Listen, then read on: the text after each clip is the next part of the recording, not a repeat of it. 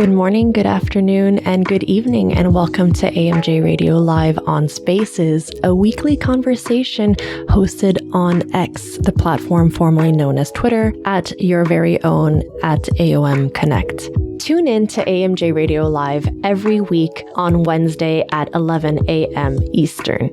To do so, look out for the link posted at AOM Connect, or click on the profile picture of the host you see here when they are outlined in a bright color. That means that they are live or on air. This series has a scholar-on-scholar approach where different members of the AOM research community have the chance to speak to and learn from leading authorities in the broad field of management research. The first Wednesday of every month, we invite a special guest to give their remarks on our theme for the month.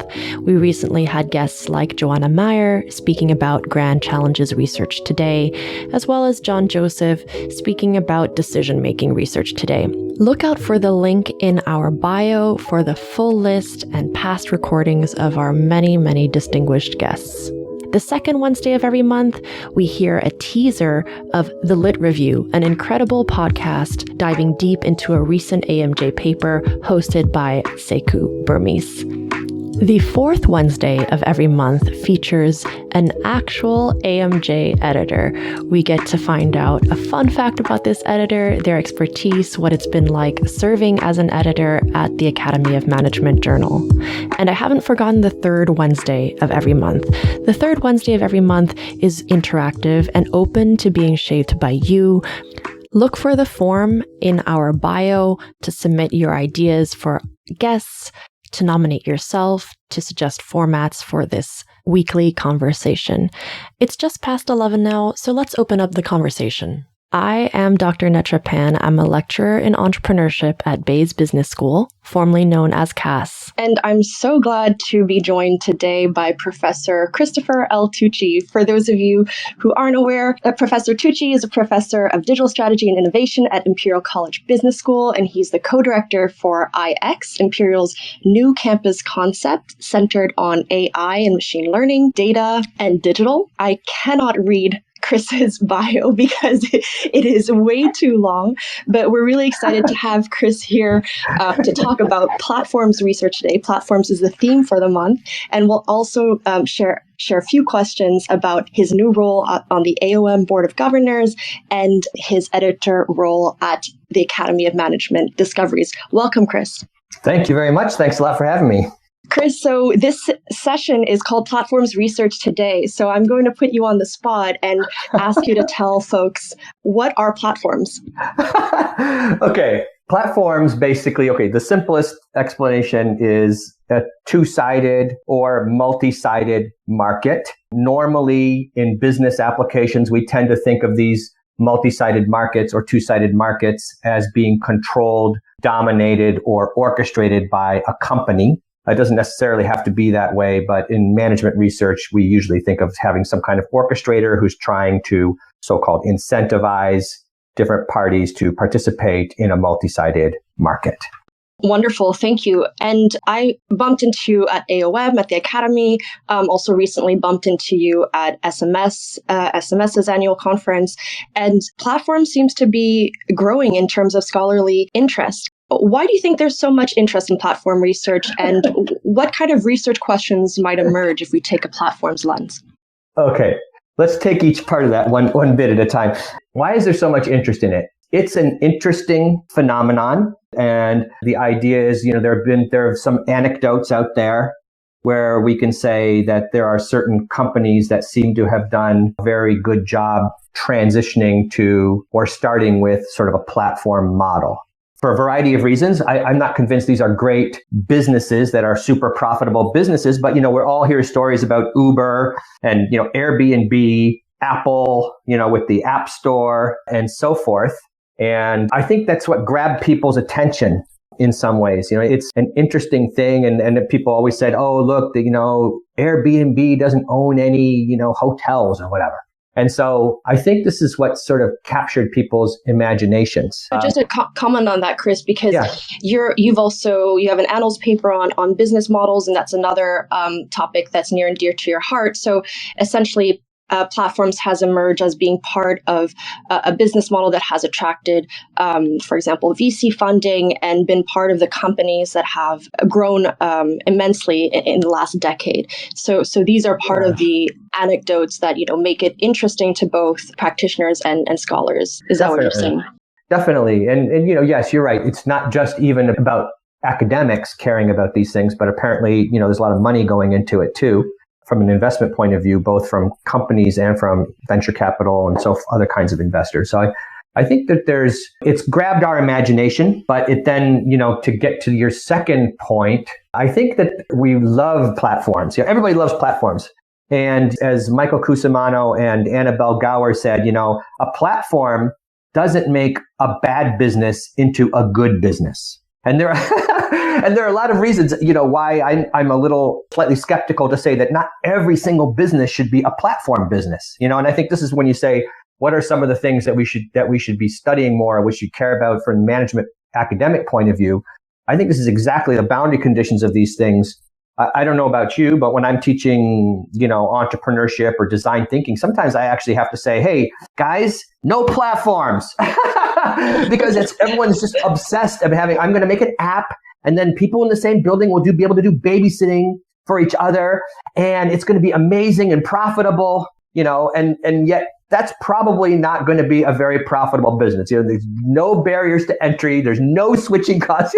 There's no lock-in. So I think that, like some of the things that we thought about in the past, which is, network externalities are interesting. They're important.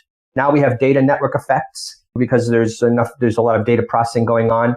So that's quite nice. But then we also have to counterbalance that with, is this an actual business? I mean, how many of these companies actually are profitable based on their platform? And it's an open question, and it gets us into, well, maybe yes, there could be a network externality effect, but there could also be a reduced switching cost, or it could be that there's no lock-in. Those are two sides of the same coin.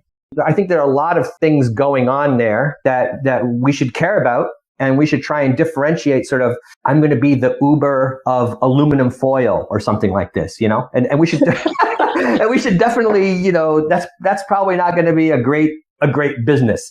So I think this is the thing when you say, well, how should management scholars think about these things, rather than going whole hog and jumping in and saying every business should be a platform, pipelines are extinct, it's more like trying to think through what exactly is the, what's going on here? What's the switch? Is there a switching cost? Is there a network effect? If so, is there a switching cost?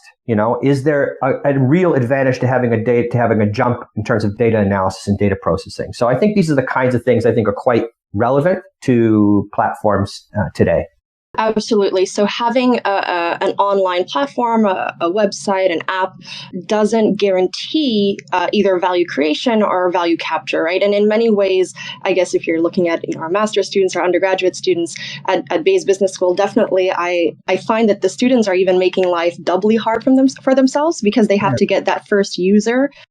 That's the end user, and then also the first user, that's the provider. So they've actually multiplied the difficulty of getting started with their new venture. So normally in this first Wednesday of the month, we invite a guest from the Academy of Management Annals. So we haven't done that this week. We've invited you, Chris, and we're really glad for your comments. But I will give a shout out. There was a recent paper published January 2022 by Elizabeth Altman, Frank Nagel, and Michael Tushman called "The Translucent Hand of Managed Ecosystems: Engaging Communities for Value Creation and Capture."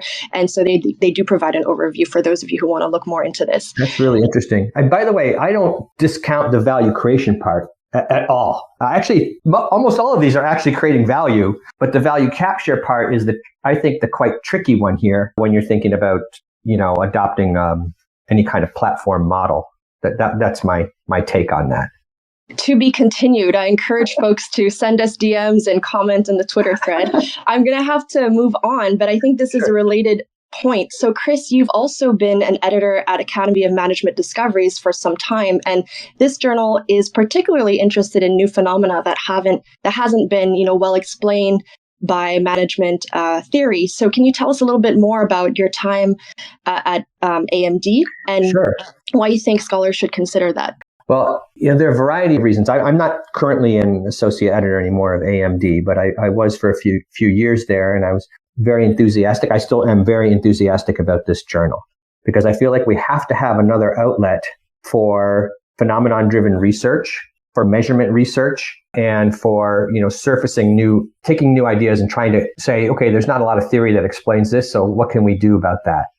So from my point of view, it was sort of, at the time, now a lot of journals have since then started thinking, oh, we could have abductive papers, we could start with the phenomenon, we could try and think of all different explanations of why it might, be true. We could sort of test them one after the next and see, what's the most likely and plausible explanation for what's going on here without necessarily having to, force fit it into a hypothesis testing framework.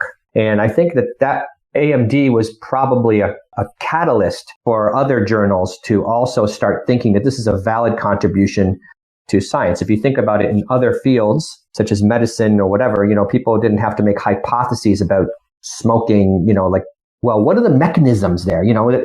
What exactly is going on in your lungs that give more likely to have lung cancer and so forth, right? So first of all, they just did the measurement. Oh, there's a correlation here. What's going on? And then more and more people started addressing it and attacking it and figuring it out what's going on. So in the past, in management, that's been very, very difficult.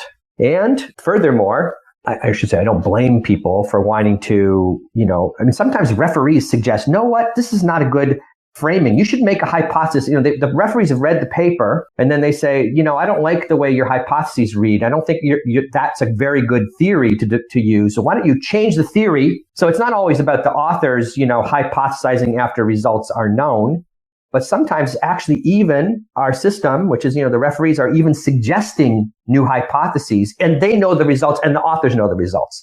And so what I feel like AMD, one of the things that's really interesting about it is you don't need to do any charades like that. You don't need to invent hypotheses once you've seen anything. You just say, what motivated you? What hunch did you have? What were you interested in? What was the empirical context? And what did you find? And then how did that change you? And how did you attack and address this over time? Rather than saying, I did all my analyses, I found an association, and now I'm going to make a hypothesis about it. Or the referees are saying, hey, make this hypothesis. And of course, the authors want to get published, so they do it, whatever the referees say. And I feel like that's not great design, research design in some sense. So I feel like this is a much more, I don't want to say honest, but it's a much more realistic approach to research design. And it's kicking off certain, research in a new area. It could be quite useful. So I think these are some of the factors that I was thinking of, and that the people who, did a lot more than I did to launch this journal and to get it moving. And it's, by the way, I think it's been quite successful. So I think, and will continue to be. So I feel very good about AMD. And I think AMD is also, as I mentioned, influence other journals to at least not dismiss this kind of research out of hand. Absolutely. So this is being recorded, so folks can go back and listen to this, because I think that you've kind of opened the black box of what happens during the review process, which is not actually always very transparent. So for folks who are preparing manuscripts or going through the review process, I think this is they should definitely go back and listen to the recording on this. But one thing that stood out of from your comments is thinking about AMD's role in the whole AOM family of journals, and it sounds like AMD and AMR seem to be kind of like entry points, right? So when you're dealing with phenomena that you don't understand, that theory doesn't fully explain, you might go to AMD to see, okay, what is actually the pure data that folks have collected? Yes, and that's collected. Yeah, very much exploratory, inductive, abductive. And then AMR, there's no data at all, but folks are theorizing possible, relationships. And then from there, you could then take on an AMJ and have a different research design that would be more appropriate for that journal. Okay, so last question, because we're already 1 minute over. Okay. August 2023, it was announced you're a vice president-elect and program chair-elect of the Academy of Management. So what on earth does this mean for you and for the Academy? Yeah, thanks. Most people don't even realize that there's a board. Most members of the AOM, I don't even know if they realize there's a board of governors and there's a headquarters staff, doing a tremendous amount of work in the background to pull off not only the annual meeting, but also the journals and a lot of the other things that we take for granted. And so, once a year there's an election, and last year, Herman Aginis, twisted my arm into running, and I accepted the challenge. And I was quite surprised to have been elected into this executive committee of the board. So the board consists of people who are representatives at large that are voted on. And then there's a leadership track that's called the executive committee, which is a 5-year track. And every year a new person finishes and a new person starts. So that's why it's a 5-year thing. So next year, what will be your role? So a year from now, I will be the program chair. So I'll be program chair for the Copenhagen conference. And then when the AOM is in Seattle, then I'll be the president of AOM that year. And basically that means running the board meetings and running the executive committee meetings and sort of, making the decisions collaboratively with the group. But, it's a fun experience. And I hope that I can help make the AOM even better and even more inclusive than it already is. So that's one of my goals here. Well, congratulations, Chris. It's really exciting to see you in this role. And I think it's super interesting how the Academy is organized, and that most of the divisions and the Academy itself have this sort of 4-year leadership track, as you said. So you have to start kind of like, quote unquote, at the bottom, but then basically you understand more how it runs, and then every year you progress, and so you'll eventually be president of AOM. So just in closing, Chris, I wanted to share, because I stopped going to AOM during the pandemic. Obviously, everybody did, and I didn't go to the hybrid one, but I did go this year. And it's really interesting, because when we talk about these disruptive technologies and all the changes that are happening, even at the level of universities, I think there can be cause for pessimism. Like all our jobs are going away. Like we don't need to do this kind of activity anymore. But then when you go to AOM, you realize, okay, well, there are people here.